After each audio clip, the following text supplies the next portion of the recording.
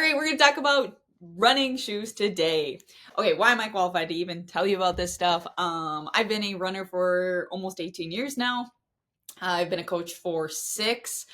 I've done middle school, high school, cross country, track, now adults for the past 4 years, taken courses, read a bunch of books, podcasts, run at a high level in college, D2, run a 504 mile. Okay, here we go. So hopefully you trust me. Again, not like an Olympic coach or anything, but I do feel like I have enough experience to tell you. So we're going to go over 4 different types of shoes, what I think you should use them for and what I think that you should not use them for. Overall, personally, like when I was running competitively in college for D2, this is literally the only 4 shoes that I had.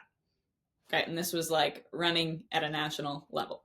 So this is what I think that you should build up to, and I'll tell you which ones to start with and then what I would end with too.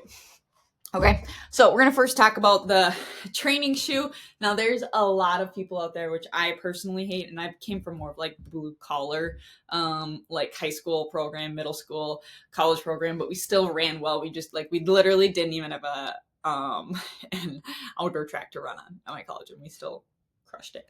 Anyways, so training shoe, you don't care about me. A training shoe, you need one. Do not let anyone talk you into getting like 2, 3 and rotating them. You just need to pick one that works for you, and then you need to track how many miles that you use your running shoe, because that's the biggest thing is people, when you get so many shoes for the same sort of function, is they lose track of how many miles that they've run on, and then they get injured and burnt out. This is like literally the only thing that you have to buy as a runner to keep running, is you need a good running shoe. And running a running shoe for about 300 to 500 miles. I know it's a bigger range. And if you've had it for over a year, switch it out. When you start to feel a bunch of like, usually I can kind of tell in like my shins, is where I start to get achy. I'm like, why are my shins starting to hurt? I'm like, oh, like I've had my shoes for about like 400 miles. So now I should switch them out. So I typically I had like 3 running shoes that I would switch out throughout like a season, because I ran cross country, track, indoor, outdoor, and then a summer season. So when I was running year round, I would go through about 3 of these. So just track your mileage, and use these for like literally probably about like 80% of your mileage is going to be on your training shoe. So just get one. I recommend either the Brooks Glycerin, the Hoka Clifton, or the New Balance 880s. Typically, like those are my 3 favorite shoes to recommend. But overall, like, don't pick based off of color. Don't pick based off of brand. Pick off a shoe that fits and works for you. You don't need to break in training shoes. They should feel good from the start. And if they don't feel good, get a different shoe and then stick with it. I've run in this one for 8 years now. And before that, my first like 10 years was in Nike Vomero. So also a good shoe. Another recommendation too. So once you stick with it, don't change it. Even if you get crappy colors, just stick with them. So again, training shoe, this is the first one that I would buy. This is the first one that you need. Your second recommendation, what I would get, honestly, if like honestly, if you are just like a casual runner, you just need training shoes. But if you're here, you're probably like wanting to get really fast. You have big goals. So my next one is I would purchase a race shoe. These are the Vaporflies from Nike. Honestly, it's probably the only one that I would recommend. Vaporfly or Alphafly, I think is their newer one. And honestly, I wouldn't get it from a different brand personally, because they put so much time, research, effort into creating this shoe. It was the first like shoe of its kind with a carbon plate in it, and they filmed that Breaking 2 documentary. They put so much time. This is the one that's proven to make you faster. Other companies have now come out with it. Doesn't mean that they won't get as good as this shoe, but this is kind of what I would recommend, honestly, because it's just pretty much the best one. But if you have it, it's really all the same.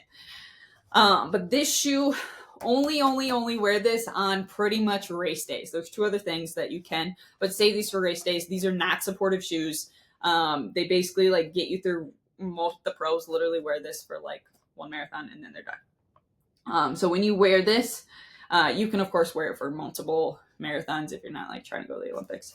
But realistically, you really don't wear these very often. And if you want, you could wear them during a couple key workouts. Just know that these will like destroy your shins, destroy your ankles. If you're not prepped ready, if you haven't been doing strength training, if you haven't had a good base mileage buildup. But yeah, overall, I would only wear these for race day workouts. And then usually I like to wear these. We always wore our race shoes. We tested them out the day before the race for strides. So you do your easy run and then you do a couple strides. You put these on and you do them like on the course or wherever it's at or on the track, and you put on your race shoes and you just kind of like get a couple strides in. And it's good to like mental prep, get you excited, kind of gets those nerves going. So you like kind of get a little bit of that out. But again, don't wear these very often. And they will just start to break down because there's just not much to them. They're very, very light. Okay. Don't wear these for anything else. Okay, my next one that I would recommend would be a flat. Okay. We wore these for most of our workouts in college. I guess I wouldn't necessarily say all of them, but yeah, for most of them, we wore a flat, which is basically like a lighter trainer shoe. And purpose of this is kind of just to get you used to, or get you ready to run in a shoe that does not have as much support structure, little lighter of a shoe. So this is like the middle ground, and basically you can see like there's less foam here than like this. So it's just like naturally going to be a lighter running shoe. These are kind of hard to find. They're not really, I would honestly recommend Brooks is probably the best place to get them. They're honestly pretty cheap compared to like your full on race shoe. And these you can just like bring to your workout or trade them out. Like if you're on the treadmill, these you only wear during the actual workout part. So not during your warm up, not during your cool down. You wear them during the workout part. And these kind of just get your shins, your legs, your feet, your body, mental prep for the actual race. These aren't, I wouldn't say they're necessarily like completely recommended. But I think if you have big goals, this is kind of a nice shoe to flip into before your race day shoe. And really for the most part, you just wear them during workouts. You can wear them during most of your workouts if you need to, but I would not wear them outside of, like, you don't go on a cool down or a warm up with these. Okay. And the last shoe, this is for specific, people, is a spike. If you're actually like a track runner, if you do any track races, which I highly recommend if you've never done one, if you can find like a track race, like a mile, which is really fun, is a spike. So if you're not running on the track, you don't need these. They're called spikes because they literally have spikes in the bottom. And if you do a track race, go for the distance spike. Don't buy like a hurdle spike, a sprint spike, because there are different spikes for different events, or even like long jump, triple jump, high jump, all that stuff. So make sure you're getting a distance shoe.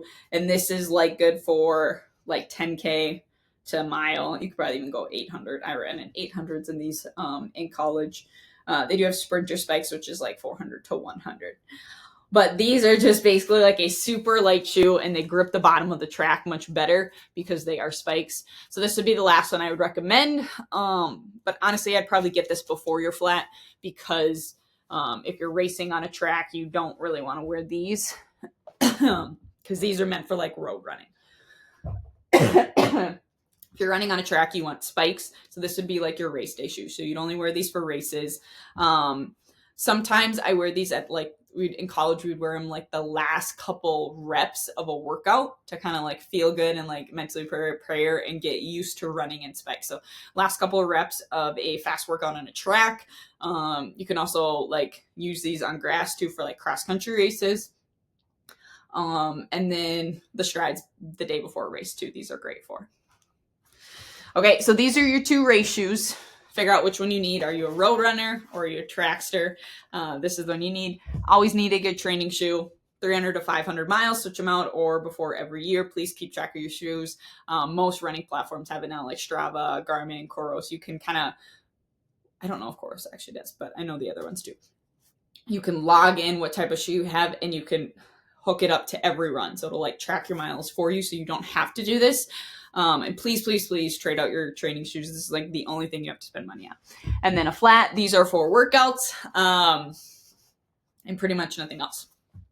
Okay, let me know if you have any other questions, want me to cover anything else. I do have a link for coaching if you are interested in that. That is down below. And subscribe, follow, smash that like button. You know what to do.